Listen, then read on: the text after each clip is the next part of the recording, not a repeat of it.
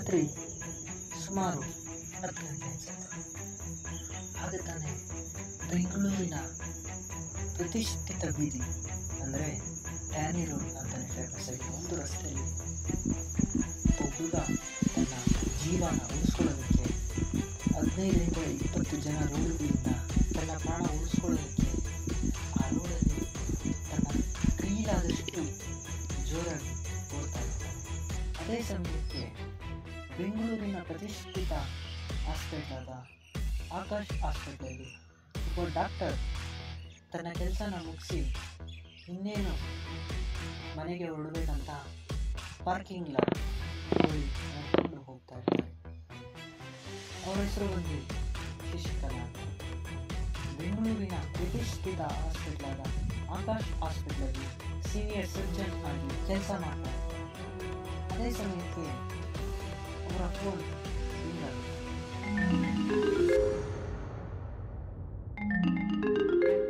ಶಶಿಕಲಾ ಯಾರು ನೋಡಿದ್ರು ತನ್ನ ಮೊಬೈಲ್ನ ಪರ್ಸಿಂದ ತೆಗೆದು ಡಿಸ್ಪ್ಲೇ ನೋಡಿದಾಗ ಅಲ್ಲಿ ಶಾಂತಲಾ ಅಂತ ಹೆಸರು ನೋಡಿ ತಕ್ಷಣ ಮೊಬೈಲ್ ವಿಷಯ ಮಾಡ್ತಾರೆ. ಈ ಶಾಂತಲಾ ಅಂದರೆ ಶಶಿಕಲೆಗೆ ತುಂಬ ಪ್ರೀತಿ. ಎಷ್ಟೋ ವರ್ಷಗಳಿಂದ ತಮ್ಮ ಮನೆಯಲ್ಲಿ ತುಂಬ ನಿಷ್ಠೆಯಿಂದ ಕೆಲಸ ಮಾಡ್ತಾ ಇದ್ದಾರೆ. ಆ ಕೆಲಸ ಮಾಡುವ ಕಾರಣದಿಂದ ಇವರು ಆ ಶಾಂತಲನ್ನ ತಮ್ಮ ಅಕ್ಕನಂತೆ ಭಾವಿಸಿ ಅವರು ಹೇಳಿದ ಪ್ರತಿ ಮಾತನ್ನು ಕೇಳ್ತಾ ಅವರನ್ನು ತಮ್ಮ ಮನೆಯಲ್ಲಿ ಅವರ ಅಮ್ಮನ್ನ ನೋಡ್ಕೊಳ್ಳೋದಕ್ಕೆ ಬಿಟ್ಟಿರ್ತಾರೆ. ಈಗ ಆ ಶಾಂತಲಾ ತನಗೆ ಕರೆ ಮಾಡಿ ನೋಡಿ ಸ್ವಲ್ಪ ಟೆನ್ಸ್ ಆಗಿ ಕಾಲಿಗೆ ಶುರು ಮಾಡ್ತಾರೆ. ಆ ಕಡೆಯಿಂದ ಶಾಂತಲಾ, ಅಮ್ಮೋರೆ ನಿಮ್ಮ ಅಮ್ಮ 2 ನಿಮಿಷದಿಂದ ಯಾಕೋ ವಿಚಿತ್ರವಾಗಿ ಪ್ರಜ್ಞೆ ಇಲ್ದಿರನೆ ಏನೇನೋ ಕನ್ವರ್ಸ್ತಾ ಇದ್ದಾರೆ. ಸೊ ನನಗೆ ಯಾಕೋ ತುಂಬ ಭಯ ಆಗ್ತಾಯಿದೆ, ಬೇಗ ಬರ್ತೀರಾ ಅಮ್ಮೋರೆ ಅಂತ ತುಂಬ ಭಯದಿಂದ ಕೇಳ್ತಾರೆ. ಈ ಕಡೆಯಿಂದ ಶಶಿಕಲಾ, ಶಾಂತಲಾ ಏನೂ ಆಗಿಲ್ಲ, ನೀನು ಟೆನ್ಷನ್ ಮಾಡ್ಕೊಂಡ್ರೆ. ಶಶಿಕಲಾ ಒಂದು 2 ನಿಮಿಷ ಯೋಚನೆ ಮಾಡ್ತಾ ಅಮ್ಮಗೆ ಪ್ರತಿ ಸಲ ಹಾಗಾಗಿ ನೀರಾಗಿರ್ಬೇಕು ಅಂತ ಯೋಚನೆ ಮಾಡ್ತಾ ಶಾಂತಲಾ ಅಲ್ಲಿ ಟೇಬಲ್ ಮೇಲೆ ಅಂದರೆ ಅಮ್ಮ ರೂಮ್ ಎದುರುಗಳಿರೋ ಒಂದು ಟೇಬಲ್ ಮೇಲೆ 2 ಟ್ಯಾಬ್ಲೆಟ್ಸ್ ಇಟ್ಟಿದ್ವಿ. ಆ ಟ್ಯಾಬ್ಲೆಟ್ಸ್ ತಗೊಂಡು ಅಮ್ಮಗೆ ಕೊಡು. ಅವರಿಗೆ ಆ ಟ್ಯಾಬ್ಲೆಟ್ಸ್ ಕೊಟ್ಬಿಟ್ಟು ಒಂದು 5-10 ನಿಮಿಷ ಅಮ್ಮ ಕೈ ಕಾಲನ್ನ ರೋಟ್ ಮಾಡ್ತಾ ಇದ್ದೆ. ಶಾಂತಲಾ, ನಾನು ಬೇಗ ಬರ್ತೀನಿ ಅಂತ ಹೇಳಿ ಕಾಲ್ ಕಟ್ ಮಾಡ್ತಾರೆ. ಇನ್ನು ಅದೇ ಸಮಯಕ್ಕೆ ಆ ಹುಡುಗ ತನ್ನ ಜೀವನ ಉಳಿಸ್ಕೊಳ್ಳೋದಕ್ಕೆ ಆ ರೋಡಲ್ಲಿಂದ ಯಾರಾದರೂ ನನ್ನನ್ನು ಕಾಪಾಡ್ತಾರೇನೋ ಅಂತ ಪ್ರತಿಯೊಂದು ಅಂಗಡಿ ಕಡೆನೂ ನೋಡಿಕೊಂಡು ತನ್ನ ಕೈಲಾದಷ್ಟು ಜೋರಾಗಿ ಓಡ್ತಾ ಇರ್ತಾನೆ. ಆ ಸಮಯಕ್ಕೆ ಆ ರೋಡಿಗಳ ಗುಂಪಿನ ನಾಯಕ, ಏ ಮಗು, ಎಷ್ಟು ದೂರ ಅಂತ ಓಡ್ತೀಯೋ, ಓಡು, ನೀನು ಎಷ್ಟೇ ದೂರ ಓಡಿದ್ರು ಇವತ್ತು ನಿನ್ನ ಸಾವು ನಮ್ಮ ಕೈಯಿಂದ ಅಂತ ಕ್ರೂರವಾಗಿ ಹೇಳ್ತಾರೆ. ಅಯ್ಯೋ, ಇವರಿಂದ ನಮ್ಮನ್ನು ಕಾಪಾಡೋಕ್ಕೆ ಯಾರು ಇಲ್ವಾ ಅಂತ ತನ್ನ ಮನಸ್ಸಿನಲ್ಲಿ ದೇವರನ್ನ ಕೇಳಿಕೊಂಡು ಆ ಮಾತನ್ನು ಕೇಳಿಸ್ಕೊಂಡ ಹುಡುಗ ತನ್ನ ಕೈಯಲ್ಲಿ ಆಗಿಲ್ಲ ಅಂತಂದ್ರೂ ಕಷ್ಟ ಬಿದ್ದು ಆ ರೋಡ್ಗಳಿಂದ ಓಡ್ತಾ ಇರ್ತಾನೆ. ಅದೇ ಸಮಯಕ್ಕೆ ಮೋಡದಿಂದ ಒಂದೊಂದೇ ಹನಿ ಅವನ ಮುಖದ ಮೇಲೆ ಬೀಳ್ತಾನೆ. ಈಗ ಆ ಹುಡುಗ ತನ್ನ ಕೈಯನ್ನು ತಲೆ ಮೇಲೆ ಇಟ್ಕೊಂಡು ಆದಷ್ಟು ಜೋರಾಗಿ ಅಲ್ಲಿಂದ ಓಡ್ತಾ ಇರ್ತಾನೆ. ಅದೇ ಸಮಯಕ್ಕೆ ಶಶಿಕಲಾ, ಅಮ್ಮ ನಿಮಗೇನಾಗೋದು ಅಂತೀರ, 5 ನಿಮಿಷದಲ್ಲಿ ನಾನು ಮನೆಗೆ ನನ್ನನ್ನು ಬಿಟ್ಟು ನೀವೆಲ್ಲೂ ಹೋಗೋಕ್ಕಾಗಲ್ಲ.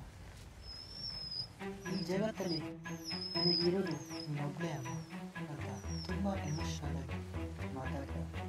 ತನ್ನ ಕಾರಿನ ಕಡೆ ನಡ್ಕೊಂಡು ಹೋಗಿ ಕಾರ್ ಡೋರ್ ಓಪನ್ ಮಾಡಿ ಸ್ಟಾರ್ಟ್ ಮಾಡಿ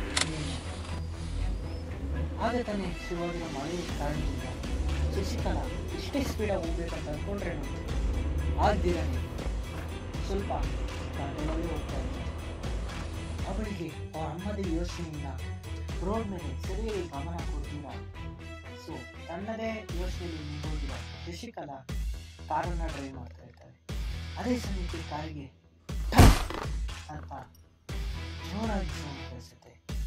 ಅದನ್ನು ಕೇಳಿಸ್ಕೊಂಡು ಪ್ರೆಸೆಂಟ್ಗೆ ಬಂದ ಶಶಿಕಲಾ ಸ್ಟಾಪ್ ಮಾಡಿ, ಏನಾಯಿತು ಕಾರಿಗೆ, ಯಾರಿಗೂ ಗೊತ್ತಿಲ್ಲ ತಾನೆ ಅಂತ ಟೆನ್ಷನ್ ಆಗಿ ಕಾರ್ನ ಸ್ಟಾಪ್ ಮಾಡಿ ಡೋರ್ ಓಪನ್ ಮಾಡಿ ಆಚೆ ಅಲ್ಲಿ 3-4 ಮೀಟರ್ ಮುಂದೆ ಒಬ್ಬ ಹುಡುಗ ಬಿದ್ದಿರ್ತಾರೆ. ಅದನ್ನು ಕಂಡ ಶಶಿಕಲಾ, ಅಯ್ಯೋ ಏನು ಮಾಡಿದೆ ನಾನು ಇವಾಗ, ಇಷ್ಟು ಜೀವನ ಉಳಿಸಿರೋ ಡಾಕ್ಟರ್ ನಾನು ಅಂತ ಡಾಕ್ಟ್ರಿಂದಲೇ ಒಬ್ಬ ಹುಡುಗನ ಸಾಯೋ ಪರಿಸ್ಥಿತಿ ಆಗೋಯ್ತಲ್ಲ ಅಂತ ಟೆನ್ಷನ್ ಮಾಡ್ತಾ ಅವನ ಹತ್ತಿರಗೆ ಹೋಗ್ತಾನೆ. ಆ ಹುಡುಗ, ಅಮ್ಮ ಅಮ್ಮ ನನ್ನ ಕೈ ಆಗ್ತಾ ಇಲ್ಲ ಅಮ್ಮ, ನೀನು ಹೋಗ್ಬೇಕಮ್ಮ ಅಂತ ತುಂಬ ಕರ್ನಾಡ್ತಾರೆ. ಅದರ ಕಂಡ ಶಶಿಕಲಾ, ಏ ಹುಡುಗ ನಿನ್ನ ಹೆಸರೇನು ಅಂತ ಆ ಹುಡುಗನ ಕೆನ್ನಕ್ಕೆ ಲೈಟಾಗಿ ಹುಡುಕ್ತಾ ಅವನನ್ನು ಎದ್ದೋಳ್ಸಕ್ಕೆ ಟ್ರೈ ಮಾಡ್ತಾರೆ. ಆದರೆ ಅವನ ಬಾಯಿಂದ ಸಡನ್ ಆಗಿ ರಕ್ತ ಆಚೆಗೆ ಬರುತ್ತೆ. ಅದನ್ನು ಕಂಡ ಶಶಿಕಲಾ, ಓ ಇವನಿಗೇನು ಸೀರಿಯಸ್ ಇಂಜುರಿ ಆಗಿರ್ಬೋದು ಅಂತ ತನ್ನ ಕಾರ್ ಒಳಗೆ ಆ ಹುಡುಗನ ಕೂರಿಸಿ ಅಲ್ಲಿಂದ ಕಾರ್ ಸ್ಟಾರ್ಟ್ ಮಾಡಿ ಹತ್ತಿರದಲ್ಲಿರೋ ಸರಸ್ವತಿ ಹಾಸ್ಪಿಟಲ್ಗೆ. ಆ ಸರಸ್ವತಿ ಹಾಸ್ಪಿಟ್ಲಲ್ಲಿ ಎಲ್ಲರಿಗೂ ಶಶಿಕಲಾ ತುಂಬ ಪರಿಚಯ ಇರೋದ್ರಿಂದ ಸೊ ಆ ಕಾರ್ ನೋಡ್ತಿರೋದು. ಸೊ ಅವ್ರು ನೋಟಿಸ್ ಮಾಡಿ, ಡಾಕ್ಟರ್ ಬೇಗ ಎಮರ್ಜೆನ್ಸಿ ವಾರ್ಡ್ಗೆ ಶಿಫ್ಟ್ ಮಾಡಿ ಅಂತ ಅಲ್ಲಿ ಒಬ್ಬ ನರ್ಸ್ಗೆ ಹೇಳ್ತಾನೆ. ಅದೇ ಸಮಯಕ್ಕೆ ಅಲ್ಲೊಬ್ಬ ಡಾಕ್ಟರ್ ಓಡಿ ಬರ್ತಾನೆ. ಅಲ್ಲಿ ಶಾಂತಲಾನ ಕಂಡು, ಓ ಡಾಕ್ಟರ್ ಶಾಂತಲಾ, ನೀವ್ಯಾಕೆ ಇಲ್ಲಿದ್ದೀರಾ ಅಂತ ಕೇಳ್ತಾನೆ. ಅದಕ್ಕೆ ಶಾಂತಲಾ, ಡಾಕ್ಟರ್ ಈ ಹುಡುಗನ್ನ ಬೇಗ ಎಮರ್ಜೆನ್ಸಿ ವಾರ್ಡ್ಗೆ ಕರ್ಕೊಂಡು, ಸೊ ನನ್ನ ಬಾಯಿಂದ ಬ್ಲಡ್ ಬರ್ತಾ ಇದೆ, ಸೊ ಡಾಕ್ಟರ್ ಪ್ಲೀಸ್ ಹೆಲ್ಪ್ ಮಾಡಿ, ನನಗೆ ತುಂಬ ಅರ್ಜೆಂಟ್ ಕೆಲಸ ಇದೆ ಅಂತ ಹೇಳ್ತಾರೆ. ಅದಕ್ಕೆ ಡಾಕ್ಟರ್, ಡೋಂಟ್ ವರಿ ಶಾಂತಲಾ, ನಾನು ಈ ಹುಡುಗನ ಟ್ರೀಟ್ ಮಾಡ್ತೀನಿ ಸೊ ಅಂತ ಹೇಳಿ ಆ ಹುಡುಗನ ಅಲ್ಲಿಂದ ಆಪರೇಷನ್ ವಾರ್ಡ್ಗೆ ಕರ್ಕೊಂಡು ಹೋಗ್ತಾರೆ. ಅದೇ ಸಮಯಕ್ಕೆ ಶಾಂತಲಾ ಫೋನ್ ರಿಂಗ್ ಆಗುತ್ತೆ. ಆ ಕಡೆಯಿಂದ ಸೀತಮ್ಮ, ಶಶಿಕಲಾ ತಾಯಿ, ಸೊ ಆ ನಂಬರ್ ನೋಡ್ತಾ ಇದ್ದೀವಿ. ತುಂಬ ಖುಷಿಯಾಗಿ, ಅಮ್ಮ ಈಗ ಹೇಗಿದೆಯಮ್ಮ ಅಂತ ಶಶಿಕಲಾ ಸೀತಮ್ಮ. ಆಗ ಸೀತಮ್ಮ, ಏನಿಲ್ಲ ಕಣೆ, ಒಂದು 10 ನಿಮಿಷ ಮಲ್ಕೊಂಡಿದ್ದೆ, ಮಾತ್ರೆ ತಿಂದಿದ್ದರಿಂದ ಸ್ವಲ್ಪ ನಿದ್ದೆ ಜೋರಾಗಿ ಬಂದ್ಬಿಟ್ಟಿತ್ತು, ಅದಕ್ಕೆ ಮಲ್ಕೊಂಡಿದ್ದನ್ನು ನೋಡಿ ಈ ಅಂತ ನನಗೆ ನಿನಗೆ ಇಷ್ಟೊಂದು ಟೆನ್ಷನ್ ಕೊಟ್ಟಿದ್ದೆ ಅಂತ ನನ್ನ ತಾಯಿ ಹೇಳಿದ್ರು. ಅದನ್ನು ಕೇಳಿದ ಶಶಿಕಲಾ ಅಂತ ಉಸಿರಿದ್ದ, ಸರಿ ಅಮ್ಮ, ಒಂದು 5 ನಿಮಿಷದಲ್ಲಿ ನಾನು ಫೋನ್ ಮಾಡ್ತೀನಿ, ಸೊ ಇವಾಗ ನಾನು ಬ್ಯುಸಿ ಇದ್ದೀನಮ್ಮ ಅಂತ ಹೇಳ್ತಾ ಕಾಲ್ ಕಟ್ ಮಾಡಿ. ಈ ಕಡೆ ಆ ಹುಡುಗನ ಆಪರೇಷನ್ ಥಿಯೇಟರ್ಗೆ ಕರ್ಕೊಂಡು ಹೋದ ಡಾಕ್ಟರ್ 10 ನಿಮಿಷ ಆದಮೇಲೆ ಆಚೆ ಕಡೆ ಬಂದ. ಶಶಿಕಲಾ, ಈ ಹುಡುಗನಿಗೆ ಏನಾಗಬೇಕಂತ ಕೇಳಿ. ಸೊ ಆಗ ಶಶಿಕಲಾ, ಏನಿಲ್ಲ ಸೊ ನನಗೆ ಆಕ್ಸಿಡೆಂಟ್ ಆಯಿತು, ನಾನು ಒಂದು ಏನಾದ್ರು ಆಗಬೇಕಂತ ಇಲ್ಲಿಗೆ ಕರ್ಕೊಂಡು ಬಂದೆ ಅಂತ ಹೇಳಿದೆ. ಹಾಗಾದರೆ ಈ ಹುಡುಗ ನಿಮ್ಗೆ ಏನು ಸಂಬಂಧ ಅಂತ ಕೇಳಿದ್ದ ಡಾಕ್ಟರ್. ಸೊ ಓ ಹೀಗಾಯ್ತಾ ಅಂತ ಯೋಚನೆ ಮಾಡ್ತಾ, ಸೊ ಡಾಕ್ಟರ್ ಇವಾಗ ಫಾರ್ಮಾಲಿಟೀಸ್ ಎಲ್ಲ ಫಿಲ್ ಮಾಡಿ, ಸೊ ಅವನಿಗೆ ಆಪ್ರೇಷನ್ ಮಾಡಬೇಕಾಗುತ್ತೆ. ಆಗ ಶಶಿಕಲಾ, ಡಾಕ್ಟರ್ ಅವನ ಬಾಯಿಂದ ಅಂತ ನೋಡ್ತಾರೆ.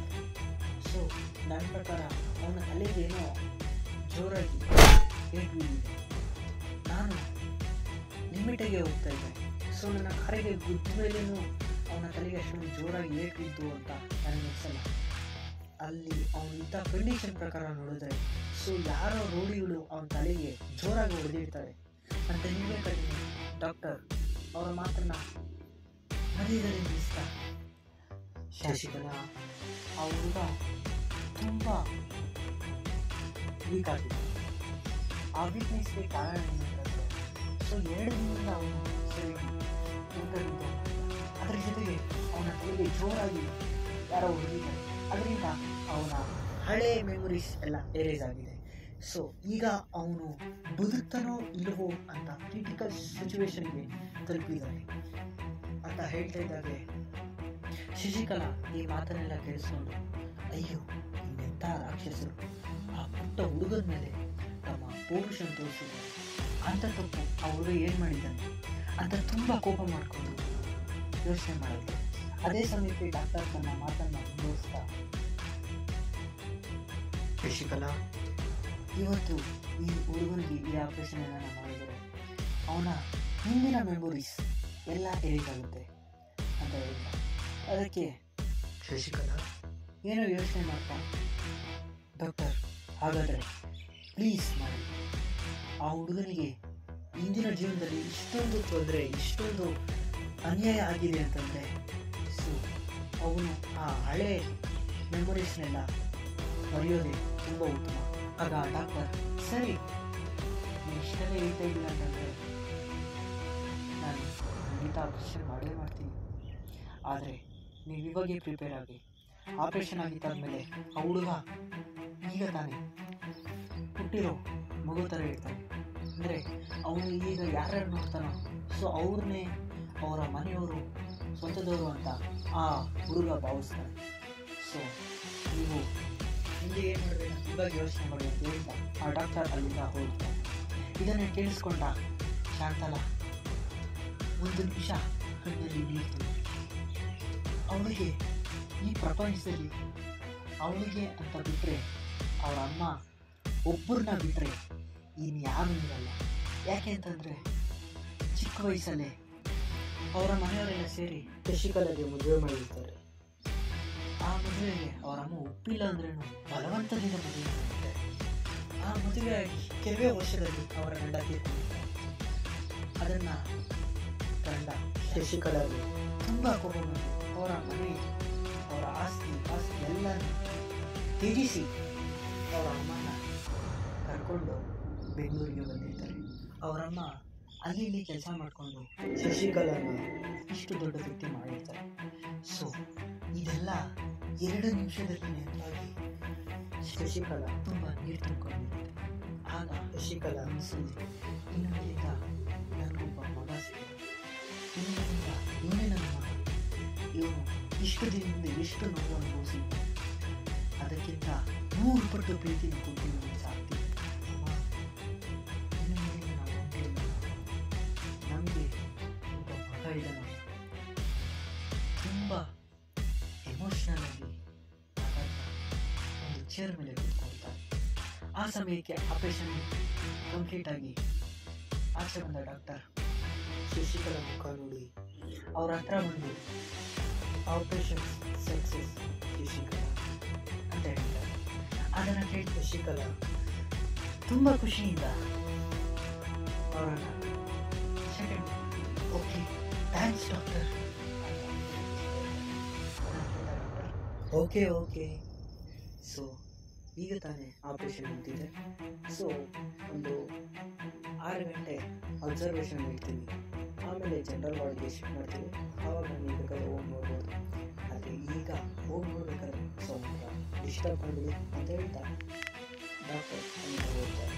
ಅದನ್ನು ಹೇಳ್ತಾ ಶಶಿಕಲಾ ಸೊ ಆಪರೇಷನ್ ಮಾಡ್ತಾರೆ.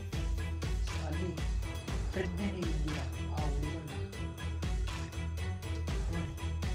ಸ್ವಲ್ಪ ಎಮೋಷ್ನಲ್ ಆಗಿ ಅಲ್ಲೇ ಸೈಡಲ್ಲಿ ಕೂತ್ಕೊಳ್ತಾರೆ. ಹೀಗೆ ಬೆಳಿಗ್ಗೆ ಆಗುತ್ತೆ. ಆ ಹುಡುಗನ ಜನರಲ್ ವಾರ್ಡ್ಗೆ ಶಿಫ್ಟ್ ಮಾಡಿರ್ತಾರೆ. ಸೊ ಶಾಂತಲಾಗೆ ಎಚ್ಚರಿಕೆ ಆದಾಗ ಆ ಹುಡುಗ ಜನರಲ್ ವಾರ್ಡ್ಗೆ ಇರ್ತಾರೆ. ಸೊ ಶಾಂತಲಾ ಅವನ ಹತ್ರ ಹೋಗಿ ಅಲ್ಲೇ ಬೆಳ್ಕೊಂಡು ಕೂತ್ಕೊಂಡು ಅವನ ಕೈ ಹಿಡ್ಕೊಂಡು, ಇಷ್ಟು ಮುದ್ದಾಗಿದೆಯಾ, ಸಾಯಿಸೋದಕ್ಕೆ ಆ ರಾಕ್ಷಸ ಯಾಕೆ ಅಂತ. ಅದೇ ಸಮಯಕ್ಕೆ ಆ ಹುಡುಗ ಎಚ್ಚರಿಕೆಯಾಗಿ ನಿಧಾನಕ್ಕೆ ಕಣ್ಣು ತೆಗೆದ. ಅಲ್ಲಿ ಶಶಿಕಲಾ ನೋಡಿ ಆಗ ಶಶಿಕಲಾ ಎಚ್ಚರಿಕೆ ಆಯ್ತು ಇವಾಗ ಅಂತ ಅವನ ಮುಖ ಸ್ವಲ್ಪ ಹೇಗಿದೆ ಏನಾರ ಬೇಕಾ ಸುಸ್ತಾಗ್ತಾ ಇದೆ ಅಂತ ತುಂಬ ಟೆನ್ಷನ್ ಆಗಿದೆ. ಆಗ ಆ ಹುಡುಗ ಸ್ವಲ್ಪ ಸುಸ್ತಾಗ್ತಿದೆ ಅಂತ ಹೇಳ್ತಾನೆ. ಆ ಹುಡುಗ ಶಶಿಕಲನ ಅಮ್ಮ ಅಂತ ಕರೆಯೋದಕ್ಕೂ ಒಂದು ಕಾರಣ ಇದೆ. ಯಾಕೆಂದರೆ ಅವರಮ್ಮ ಹೆಚ್ಚು ಕಮ್ಮಿ ಶಶಿಕಲನ ಥರನೇ ಇರ್ತಾರೆ. ಸೊ ಅವನಿಗೆ ಒಂದು ಕ್ಷಣದಲ್ಲಿ ಶಶಿಕಲನೇ ಅವರಮ್ಮ ಅಂತ ಭಾವನೆ ಅವನ ಮನಸ್ಸಲ್ಲಿ ಪ್ರಿಂಟ್ ಹೊಡೆದಾಗ ಆಗಿರುತ್ತೆ. ಅವನ ಮನಸ್ಸಲ್ಲಿ ಹೇಳ್ಕೊಂಡಿರ್ತಾನೆ. ಸೊ ಶಶಿಕಲನೇ ನಂತಾನೆ, ಶಶಿಕಲನೇ ನನ್ನಮ್ಮ ಅಂತ. ಅದೇ ಸಮಯಕ್ಕೆ ಶಶಿಕಲಾ ಸೊ ಇವನಿಗೆ ಸುಸ್ತಾಗಿರೋದನ್ನ ಹೇಳಿ ಡಾಕ್ಟರ್ನ ಕರೆಸಿ, ಸೊ ಡಾಕ್ಟರ್ ಇವನಿಗೆ ಸುಸ್ತಾಗ್ತಾ ಇದೆ, ಸೊ ಇದೆಲ್ಲ ಟ್ರೀಟ್ಮೆಂಟ್ ಮಾಡಿರಲ್ಲ, ಸೊ ಗ್ಲೂಕೋಸ್ ಇನ್ನೂ ಅಡಿಷನಲ್ ಆಗಬೇಕಾ ಅಂತ ಹೇಳ್ತಾರೆ. ಸೊ ಅದಕ್ಕೆ ಡಾಕ್ಟರ್ ಇಲ್ಲ ಹಾಗೆ ಮಾಡೋಕ್ಕಲ್ಲ, ಸೊ ಲಿಮಿಟೆಡ್ ಗ್ಲೂಕೋಸ್ ಹಾಕಿ. ಹಾಗಾಗಿ ಇನ್ನಿಂದ ನೀವು ಅವ್ನು ಹುಷಾರಾಗೋವರೆಗೂ ಲಿಕ್ವಿಡ್ ಐಟಮ್ಸ್ ಮಾತ್ರ ಕೊಡಬೇಕು. ಆಮೇಲೆ ನಾನು ಟ್ಯಾಬ್ಲೆಟ್ಸ್ ಬರೆದಿದ್ದೀನಿ, ಸೊ ಆ ಟ್ಯಾಬ್ಲೆಟ್ಸ್ನ ಟೈಮಿಗೆ ತಕ್ಕಂಗೆ ಕೊಡಿ ಅಂತ ಹೇಳ್ತಾ ಅವನು ಬೇರೆ ಪೇಷಂಟ್ ನೋಡೋಣ ಅಂತ ಬೇರೆ ಒಳಗೆ ಹೋಗ್ತಾನೆ. ಅಂತ ಶಶಿಕಲಾ ಅವರು ಹತ್ರ ಹೋಗಿ ಅದಕ್ಕೆ ಅವಳು ಇಲ್ಲ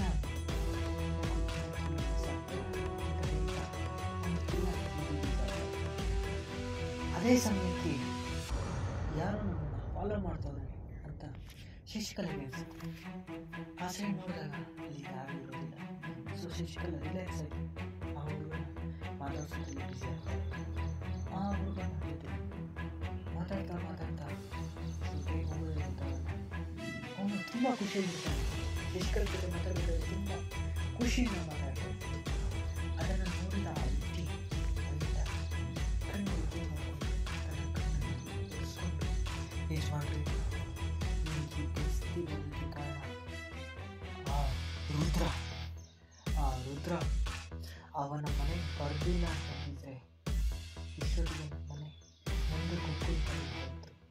ಅವನು ಬಂದು ನಮ್ಮ ಮನೇನ ಚಿತ್ರ ಮಾಡಿ.